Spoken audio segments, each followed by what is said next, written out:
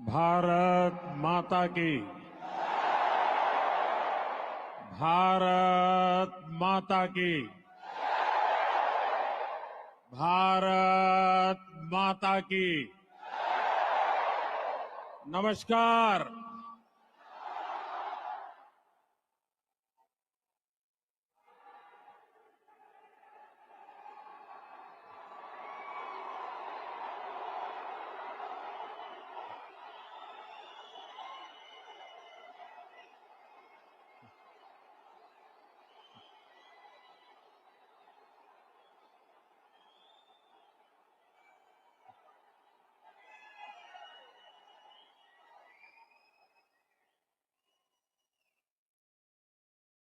अभी 2-2.5 घंटे पहले ही मैं कुवैत पहुंचा हूं और जब से यहां कदम रखा है तब से ही चारों तरफ एक अलग ही अपनापन, एक अलग ही गर्मजोशी महसूस कर रहा हूं।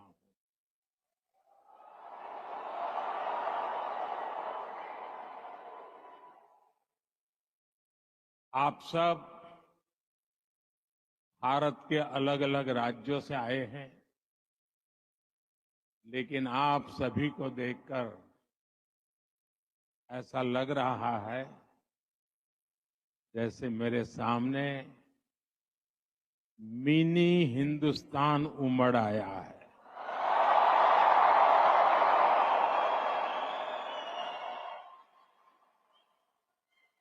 यहां पर नॉर्थ, साउथ, ईस्ट, वेस्ट, हर क्षेत्र के अलग अलग भाषा बोली बोलने वाले लोग मेरे सामने नजर आ रहे हैं,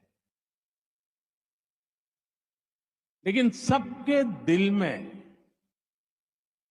एक ही गुंज है।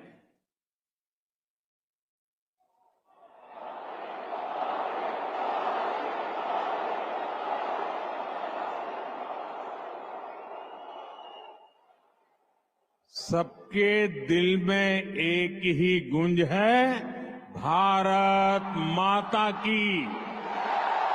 भारत माता की। यहां हर कल्चर की फेस्टिविटी है। अभी आप क्रिसमस और न्यू ईयर की तैयारी कर रहे हैं, फिर पोंगल आने वाला है, मकर संक्रांति हो, लोहड़ी हो, बिहू हो, ऐसे अनेक त्योहार बहुत दूर नहीं है। मैं आप सभी को क्रिसमस की, न्यू ईयर की और देश के कोने कोने में मनाए जाने वाले सभी त्योहारों की बहुत बहुत शुभकामनाएं देता हूं।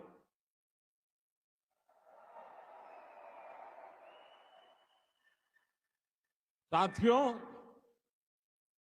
आज निजी रूप से मेरे लिए ये पल बहुत खास है। 43 इयर्स,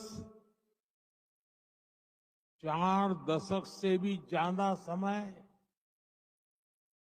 43 इयर्स के बाद भारत का कोई प्रधानमंत्री कुवैत आया है।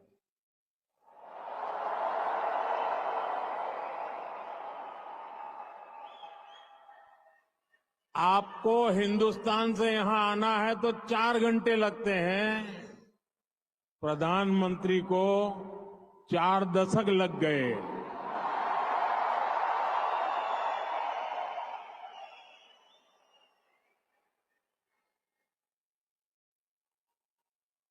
आप में से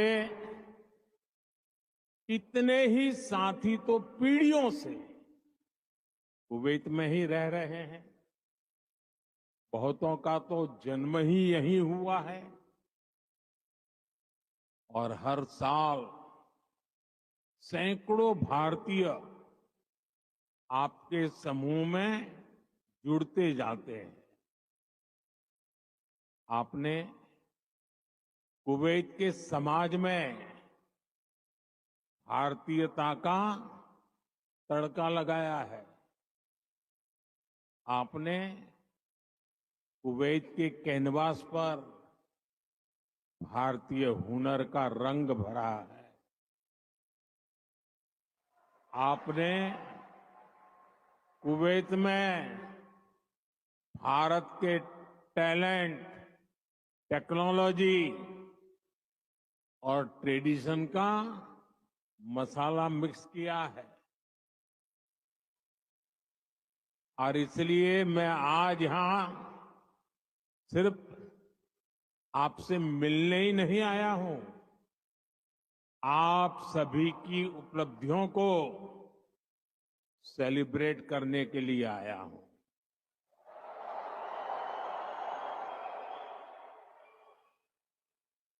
साथियों, थोड़ी देर पहले ही मेरी यहां काम करने वाले भारतीय श्रमिकों, प्रोफेशनल से मुलाकात हुई है। ये साथी यहां कंस्ट्रक्शन के काम से जुड़े हैं,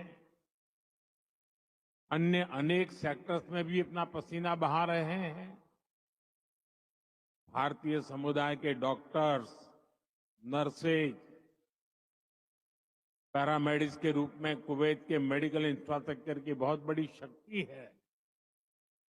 आप में से जो टीचर्स हैं, वे कुवैत की अगली पीढ़ी को मजबूत बनाने में सहयोग कर रहे हैं। आप में से जो इंजीनियर्स हैं, आर्किटेक्ट हैं, वे कुवैत के नेक्स्ट जनरेशन इंफ्रास्ट्रक्चर का निर्माण कर रहे हैं। और साथियों,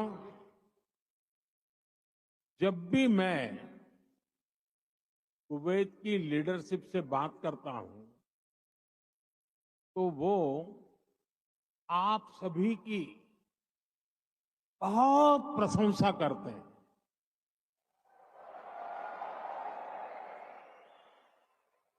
कुवैत के नागरिक भी आप सभी भारतीयों की मेहनत, आपकी ईमानदारी, आपकी स्किल की वजह से आपका बहुत मान करते हैं।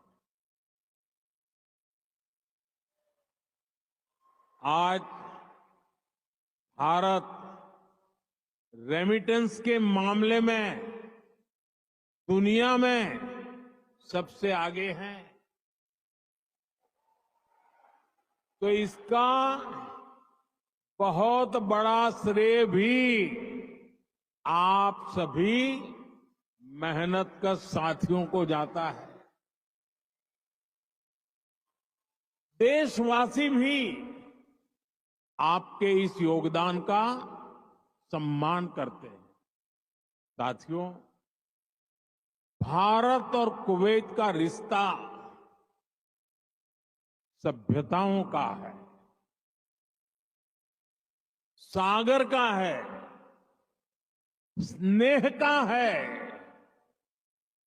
व्यापार कारोबार का है।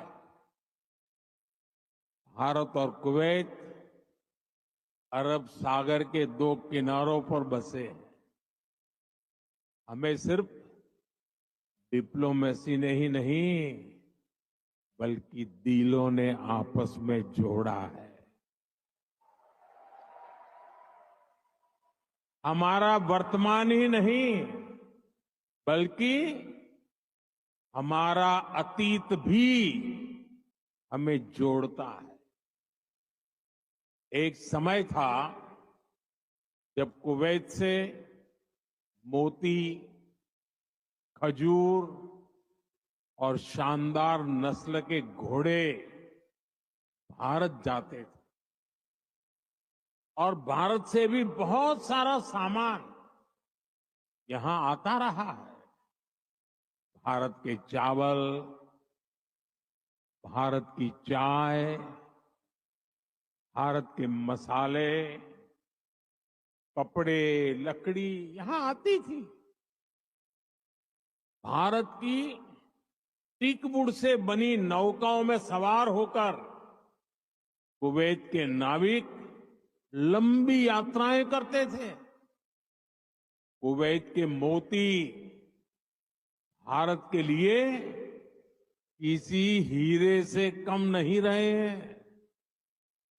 आज भारत की ज्वेलरी की पूरी दुनिया में धूम है, तो उसमें कुवैत के मोतियों का भी योगदान है।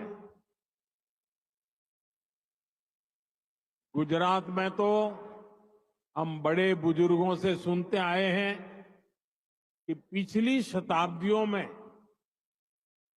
कुवैत से कैसे लोगों का, व्यापारी कारोबारियों का आना जाना रहता था।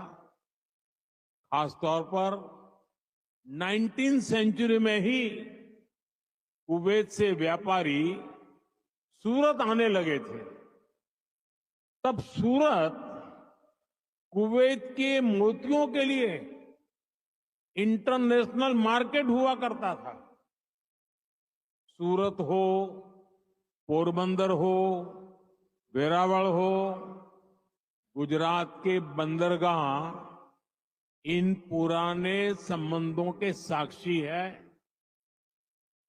कुवैती व्यापारियों ने गुजराती भाषा में अनेक किताबें भी पब्लिश की है। गुजरात के बाद कुवैत के व्यापारियों ने मुंबई और दूसरे बाजारों में भी उन्होंने अलग पहचान बनाई थी। यहां के प्रसिद्ध व्यापारी अब्दुल लतीफ अल अब्दुल रज्जाक की किताब how to calculate pearl weight Mumbai में छपी थी। कुवैत के बहुत सारे व्यापारियों ने एक्सपोर्ट और इंपोर्ट के लिए मुंबई, कोलकाता, पोरबंदर, वेरावल और गोवा में अपने ऑफिस खोले हैं।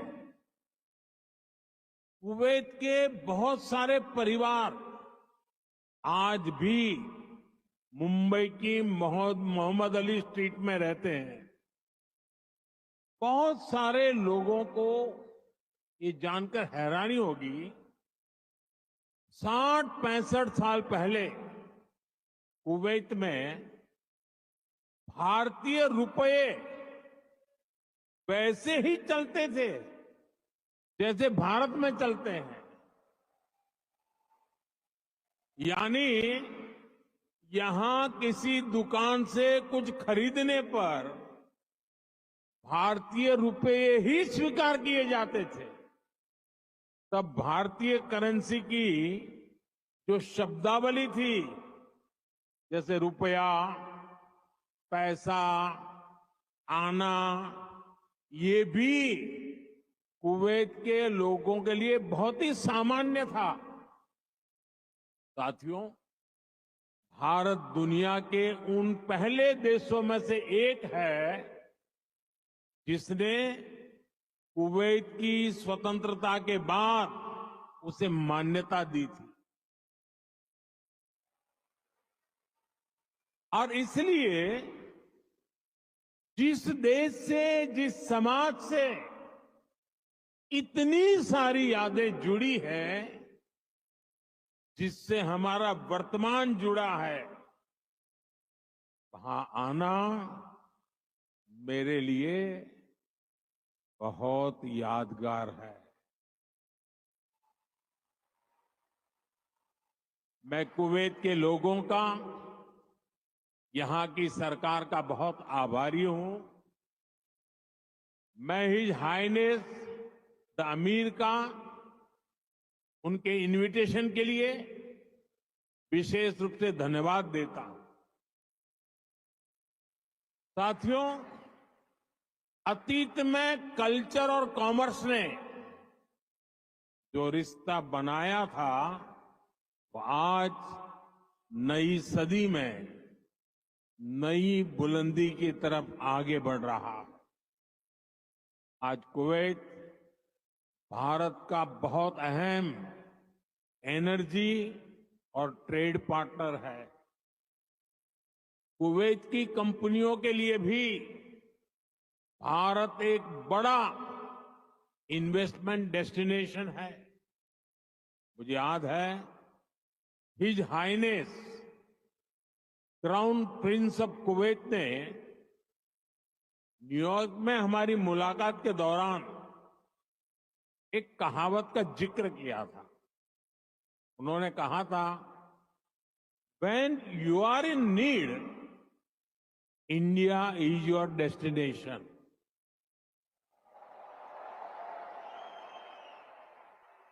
भारत और कुवैत के नागरिकों ने दुख के समय में, संकट काल में भी एक दूसरे की हमेशा मदद की है। कोरोना महामारी के दौरान दोनों देशों ने हर स्तर पर एक दूसरे की मदद की। जब भारत को सबसे ज्यादा जरूरत पड़ी, तो कुवैत ने हिंदुस्तान को लिक्विड ऑक्सीजन की सप्लाई दी।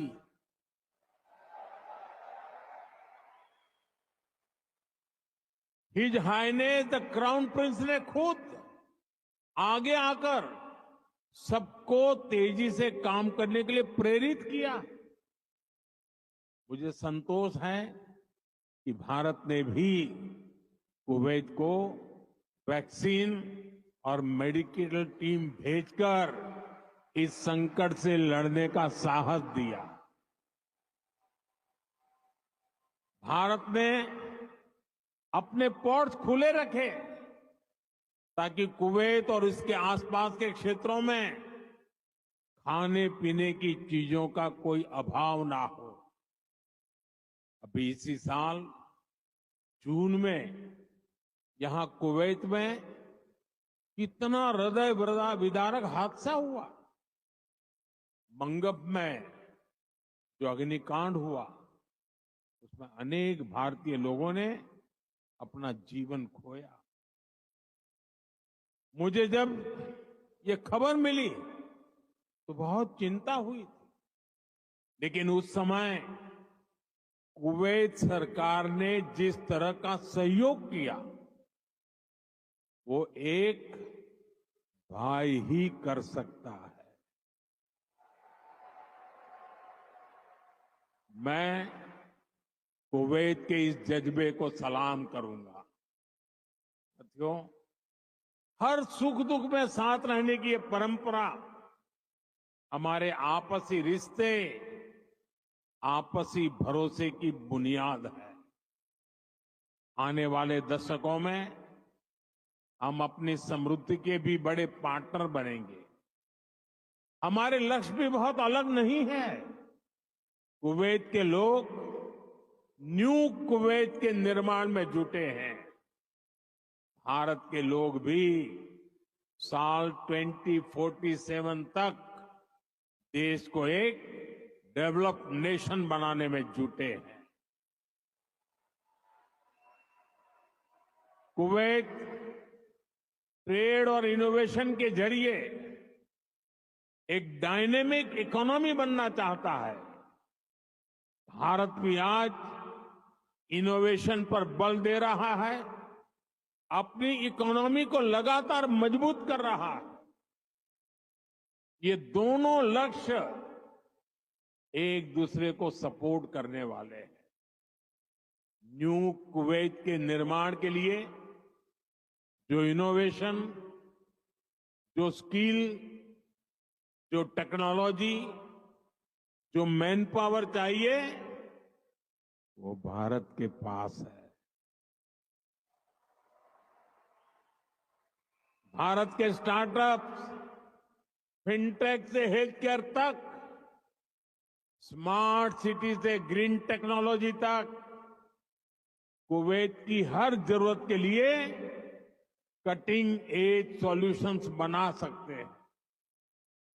भारत का स्किल यूथ कुवैत की फ्यूचर जर्नी को भी नई स्ट्रेंथ दे सकता है। साथियों, भारत में दुनिया की स्किल कैपिटल बनने का भी सामर्थ्य है। आने वाले कई दशकों तक भारत दुनिया का सबसे युवा देश रहने वाला है। ऐसे में भारत दुनिया की स्किल डिमांड को पूरा करने का सामर्थ्य रखता है और इसके लिए भारत दुनिया की जरूरतों को देखते हुए अपने युवाओं का स्किल डेवलपमेंट कर रहा है, स्किल अपग्रेडेशन कर रहा है। भारत ने हाल के वर्षों में करीब 2 दर्जन देशों के साथ माइग्रेशन और रोजगार से जुड़े समझौते किए। इनमें गल्फ कंट्रीज के अलावा Japan, Australia, France, Germany, Mauritius, UK और इटली जैसे देश शामिल हैं।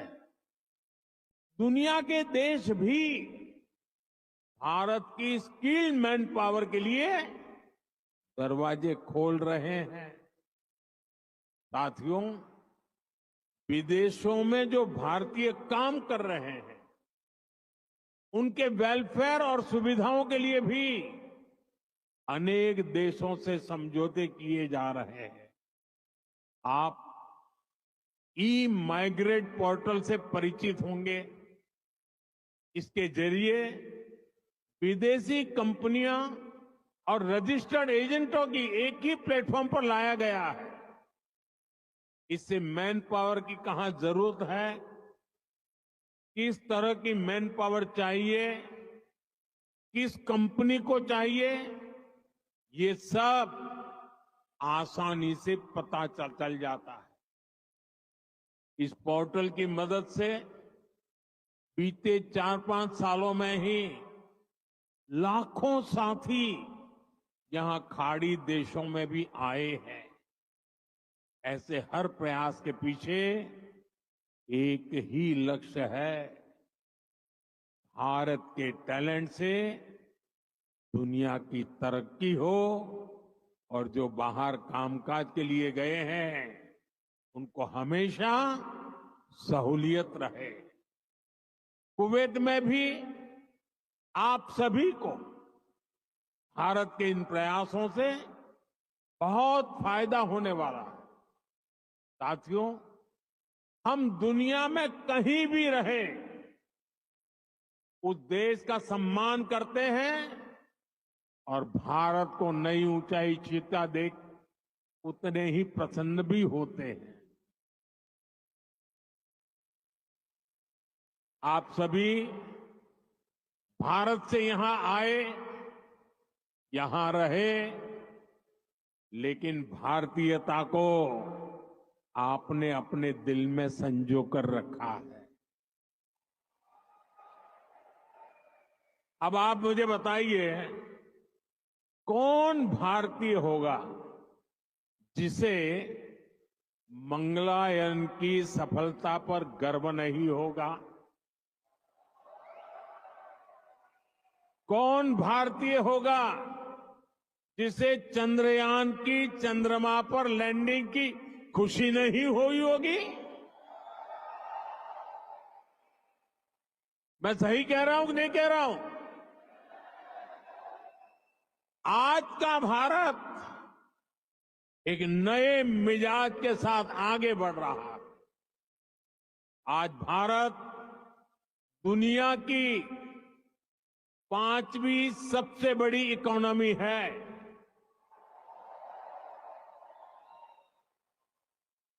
आज दुनिया का नंबर 1 फिनटेक इकोसिस्टम भारत में है। आज दुनिया का तीसरा सबसे बड़ा स्टार्टअप इकोसिस्टम भारत में है।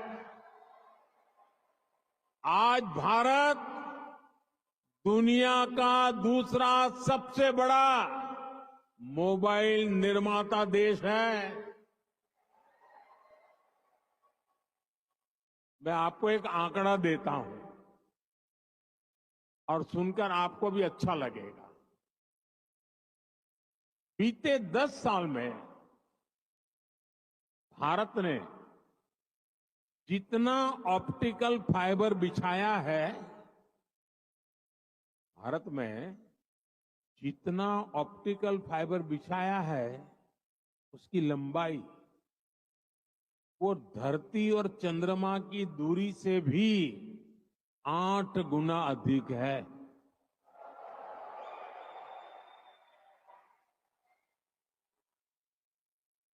आज भारत दुनिया के सबसे डिजिटल कनेक्टेड देशों में से एक है। छोटे छोटे शहरों से लेकर गांवों तक हर भारतीय डिजिटल टूल्स का उपयोग कर रहा है। भारत में स्मार्ट डिजिटल सिस्टम अब लग्जरी नहीं, बल्कि कॉमन मैन की रोजमर्रा की जिंदगी में शामिल हो गया है। भारत में चाय पीते हैं, रेहड़ी पटरी पर फल खरीदते हैं, तो डिजिटली पेमेंट करते हैं। राशन मंगाना है, खाना मंगाना है, फल सब्जियां मंगानी है, घर का फुटकर सामान मंगाना है, बहुत कम समय में ही डिलीवरी हो जाती है और पेमेंट भी फोन से ही हो जाता है। डॉक्यूमेंट्स रखने के लिए लोगों के पास डिजी लॉकर है। एयरपोर्ट पर सीमलेस ट्रैवल के लिए लोगों के पास डिजी यात्रा है। टोल बूथ पर समय बचाने के लिए लोगों के पास फास्टैग है।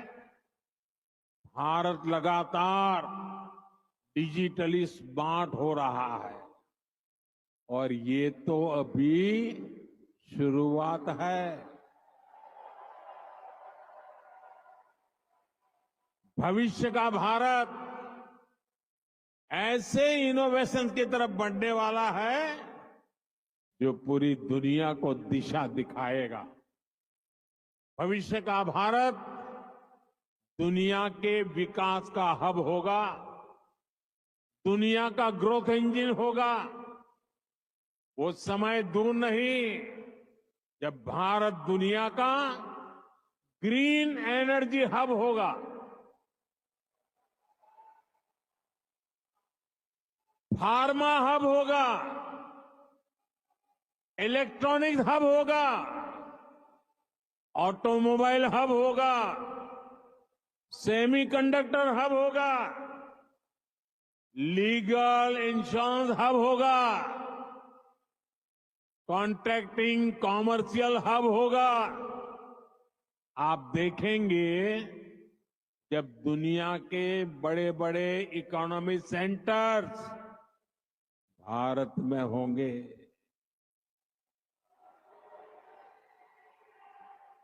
ग्लोबल कैपेबिलिटी सेंटर्स हो, ग्लोबल टेक्नोलॉजी सेंटर्स हो, ग्लोबल इंजीनियरिंग सेंटर्स हो, इनका बहुत बड़ा हब भारत बनेगा। साथियों, हम पूरे विश्व को एक परिवार मानते हैं। भारत एक विश्व बंधु के रूप में दुनिया के भले की सोच के साथ आगे चल रहा है और दुनिया भी भारत की इस भावना को मान दे रही है। आज 21 दिसंबर 2024 को दुनिया अपना पहला वर्ल्ड मेडिटेशन डे सेलिब्रेट कर रही है। ये भारत की हजारों वर्षों की मेडिटेशन परंपरा को ही समर्पित है। 2015 से दुनिया 21 जून को इंटरनेशनल योगा डे मनाती आ रही है। ये भी भारत की योग परंपरा को समर्पित है। साल 2023 को दुनिया ने इंटरनेशनल मिलेट ईयर के रूप में मनाया। ये भी भारत के प्रयासों और प्रस्ताव से ही संभव हो सका। आज भारत का योग दुनिया के हर रीजन को जोड़ रहा है। आज भारत की ट्रेडिशनल मेडिसिन, हमारा आयुर्वेद, हमारे आयुष प्रोडक्ट ग्लोबल वेलनेस को समृद्ध कर रहे हैं।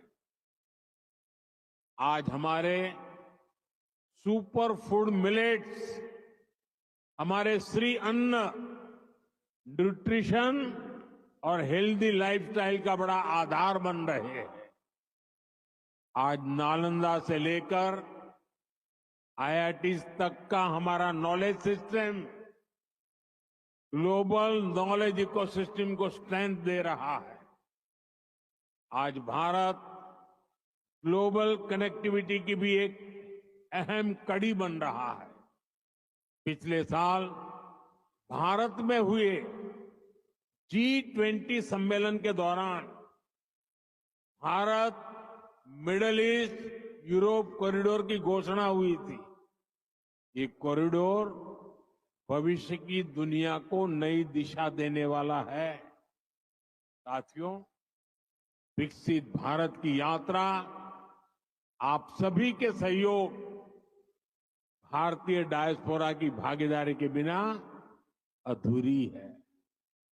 मैं आप सभी को विकसित भारत के संकल्प से जुड़ने के लिए आमंत्रित करता हूं। नए साल का पहला महीना 2025 का जनवरी इस बार अनेक राष्ट्रीय उत्सवों का महीना होने वाला है। इसी साल 8 से 10 जनवरी तक भुवनेश्वर में प्रवासी भारतीय दिवस का आयोजन होगा। दुनिया भर से लोग आएंगे। मैं आप सबको इस कार्यक्रम के लिए आमंत्रित करता हूं। इस यात्रा में आप पुरी में महाप्रभु जगन्नाथ जी का आशीर्वाद ले सकते हैं। इसके बाद प्रयागराज में आप महाकुंभ में शामिल होने के लिए प्रयागराज पधारिए।